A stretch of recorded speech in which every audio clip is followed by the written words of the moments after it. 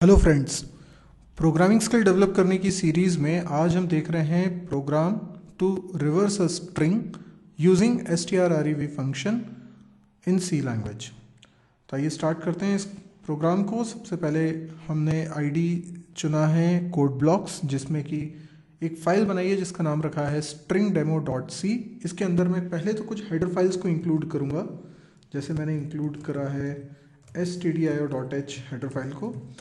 हम लोग जानते हैं कि हेडर फाइल इसलिए इंक्लूड करनी पड़ती है क्योंकि हेडर फाइल में डिक्लेरेशन मौजूद होता है प्रीडिफाइंड फंक्शन का। जो फंक्शंस पहले से बने हुए हैं जैसे कि printf scanf, इनकी डेफिनेशन तो लाइब्रेरी फाइल में, पर डिक्लेरेशन हेडर फाइल में। हेडर फाइल में जो डिक्लेरेशन है उसको इंक्लूड कराने के पीछे मकसद ये है कि कंपाइलर को डिक्लेरेशन चाहिए होता है। फंक्शन जब हम कॉल करते हैं तो उसे पता होना चाहिए कि इस आइडेंटिफायर का मीनिंग क्या है, तो वो डिक्लेरेशन से पता चलता है। तो डिक्लेरेशन बेसिकली कंपाइलर के लिए किया जाता है। तो जितने भी प्रीडिफाइंड फंक्शन उनका डिक्लेरेशन हेडर फाइल में होता है और वो हेडर फाइल हम इंक्लूड कर रहे हैं। एक और हेडर फाइल हम इंक्लूड कर रहे हैं string.h, क्योंकि हम लोग स्ट्रिंग से रिलेटेड फंक्शंस की बात कर रहे हैं। तो string.h में वो फंक्शंस डिक्लेयर्ड हैं जिनका हम इस्तेमाल करने वाले हैं। इसके अलावा हम getch फंक्शन भी यूज़ कर रहे हैं, तो हमें हेडर फाइल इंक्लूड करनी पड़ेगी conio.h। अब हम लोग प्रोग्राम बनाते हैं। प्रोग्राम आप किसी दूसरे आईडी पे भी बनाएंगे तो इस तरीके से बना सकते हैं। सबसे पहले तो हम एक कैर एरे बना रहे हैं, नाम रख लेते हैं s। यूज़र से हमें एक स्ट्रिंग एंटर करवानी है। फॉर एग्जांपल हम पहले यूज़र को एक मैसेज दे दें, एंटर अ स्ट्रिंग, और यूज़र जो भी स्ट्रिंग एंटर करेगा गेट्स की मदद से हम लोग वो डेटा इनपुट ले लेंगे। तो हुआ ये कि एक एरे बन गया होगा और उस एरे के अंदर ये स्ट्रिंग स्टोर हो गई होगी। अच्छा, कई लोगों को ये डाउट होता है कि गेट्स में एस क्यों लिखते हैं। आइए मैं इसको भी समझाता हूँ। तो मेमोरी के अंदर जब हम कोई एरे बना रहे हैं, जैसे हमने 20 साइज़ का एक एरे बना लिया है, तो basically array is a sequence of memory blocks. तो इसमें 20 ब्लॉक्स हैं। मैं पूरे 20 तो नहीं बना रहा हूँ, लेकिन देखते हैं। ये इंडेक्स नंबर 0 है, 1 है, 2 है, 3 है, 4 है, 5 है, 6 है, 7 है, ठीक है, 8 है, 9 है। ऐसे करते हुए कितने हैं, तो आखिरी में है 19, क्योंकि 20 हमने साइज़ लिया हुआ है। तो ये एस नाम का एरे। तो जब हम लिखते हैं फंक्शन गेट्स, तो इस फंक्शन का काम ये है कि जो भी स्ट्रिंग कीबोर्ड से एंटर की जा रही है उसको इस एरे में पहुंचा दे। उसके लिए ये ज़रूरी है कि gets function in memory blocks को एक्सेस कर पाए, क्योंकि उसे इसमें डेटा रखना है। तो अगर हम S0 लिखते हैं तो S0 का मतलब हो जाएगा मैं पहले वेरिएबल की वैल्यू पास कर रहा हूँ। आपने पढ़ा है पहले कि फंक्शन कॉल बाय वैल्यू क्या होता है और कॉल बाय रेफरेंस क्या होता है, यानी फंक्शन को कॉल करते वक्त वैल्यू कब पास करनी है और एड्रेस कब पास करना है। अगर आपको ये क्लियर नहीं है तो आप फंक्शंस की थ्योरी वाले वीडियोस ज़रूर देखिए। ये आपको मेरी वेबसाइट www.mysurgy.com पे मिल जाएगी। इस साइट पे आप सी के सारे वीडियोस की लिस्ट में फंक्शन के वीडियोस को ज़रूर देख लीजिएगा। यूट्यूब के ही इन वीडियोस का लिंक उस साइट पे रखा हुआ है। तो यहाँ पर मुझे देना क्या पड़ेगा, गेट्स फंक्शन को एड्रेस दे दूँ किसका, मेरे एरे के पहले ब्लॉक का।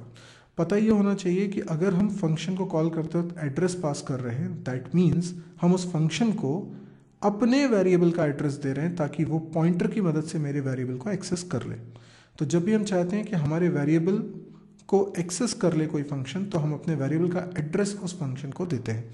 तो यहाँ पर मैंने एड्रेस दिया है किसका, S0 का। मैं ऐसे भी लिख सकता हूँ, एड्रेस ऑफ S0, ऐसा लिखना, या फिर गेट्स S लिखना, एक ही बात है, क्योंकि एड्रेस ऑफ S0 और S यानी एरे का नाम एक ही बात होती है।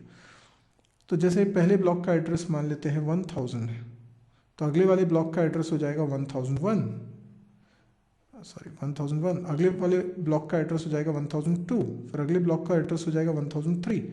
तो they are called address numbers. तो S0 का एड्रेस है 1000, ये हमने पास किया गेट्स में। अब हुआ क्या, यूज़र ने कोई स्ट्रिंग एंटर की। फॉर एग्जांपल यूज़र ने स्ट्रिंग एंटर की कंप्यूटर, तो इस एरे के अंदर कुछ इस तरीके से स्टोर हो जाएगा और आखिरी में नल कैरेक्टर ऑटोमेटिकली आ जाएगा। ये हुआ है। अब प्रोग्राम के अंदर देखते हैं हमें क्या करना चाहिए। हमने स्ट्रिंग इनपुट करा ली है, स्ट्रिंग को रिवर्स कराना है तो हमने एक फंक्शन कॉल किया strrev और उसमें भी हमने पास कर दिया एड्रेस। बिकॉज क्या है कि स्ट्रिंग को रिवर्स करने के लिए आपको कुछ मैनिपुलेशंस करने पड़ेंगे। ये सी को उठा के आपको आर की जगह पे लाना पड़ेगा, राइट। आर को उठा के आपको सी की जगह पे लाना पड़ेगा। तो बेसिकली इन दोनों की करनी पड़ेगी स्वैपिंग, राइट। इसी तरीके से इन दोनों की भी करनी पड़ेगी स्वैपिंग ताकि ई और ओ अपनी जगह बदल लें। ऐसे ही एम और टी अपनी जगह बदल लें, पी और यू अपनी जगह बदल लें। जब ये 4 बार स्वैपिंग हो जाएगी तो ये पूरा रिवर्स हो जाएगा। पर इसके लिए ज़रूरी है कि फंक्शन को अधिकार हो कि इन वेरिएबल्स को एक्सेस कर ले। अब फंक्शन है strrev, वो आपके इस एरे के इन वेरिएबल्स को कैसे एक्सेस कर लेगा, इसीलिए हम अपने एरे का एड्रेस उसे देते हैं। तो ज़्यादातर स्ट्रिंग से रिलेटेड फंक्शन में हमेशा एड्रेस पास किया जाता है उस एरे का जिसमें स्ट्रिंग रखी होती है।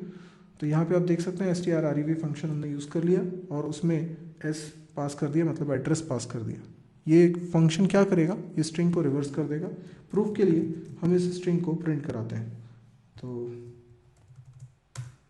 यहाँ पर हमने लिख दिया %s। तो जो स्ट्रिंग प्रिंट होगी वो होगी जो s नाम के एरे में रखी हुई है, पर s नाम के एरे में स्ट्रिंग रिवर्स हो चुकी है। तो गेट ch, ठीक है। अब इस प्रोग्राम को सेव करके मैं कंपाइल रन करता हूँ, बिल्ड एंड रन। देखते हैं क्या आउटपुट आता है। अगर कोई एरर नहीं है तो कोई एरर नहीं है। एंटर अ स्ट्रिंग, मैंने एंटर की कंप्यूटर।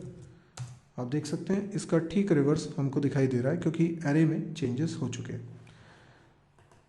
तो यदि आपको ये वीडियो पसंद आया हो तो आप इसको लाइक करिए। यदि आपको लगता है कि ये बहुत ही यूज़फुल है तो आप इसे अपने फेसबुक वॉल पे ज़रूर शेयर करिए ताकि इस तरह के वीडियोस कई लोगों तक पहुंच सकें जिन लोगों को काफ़ी ज़रूरत है इस तरह के वीडियोस की।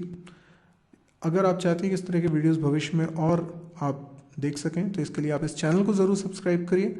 इसके अलावा आप मेरी वेबसाइट www.mysurgy.com पे ज़रूर विज़िट करिए, जहाँ पर सारे के सारे वीडियोस जो मैंने YouTube पे रखे हुए हैं उनको बहुत ऑर्गेनाइज्ड मैनर में रखा हुआ है, सब्जेक्ट वाइज। जैसे C के अलग हैं, C++ के अलग हैं, जावा के अलग हैं, PHP के अलग हैं, डेटा स्ट्रक्चर के अलग हैं, DBMS के अलग हैं, प्रोग्रामिंग एक्सरसाइज के क्वेश्चंस अलग हैं। तो आप उस वेबसाइट पे ये सारे लिंक्स बड़ी आसानी से देख सकते हैं। Thank you.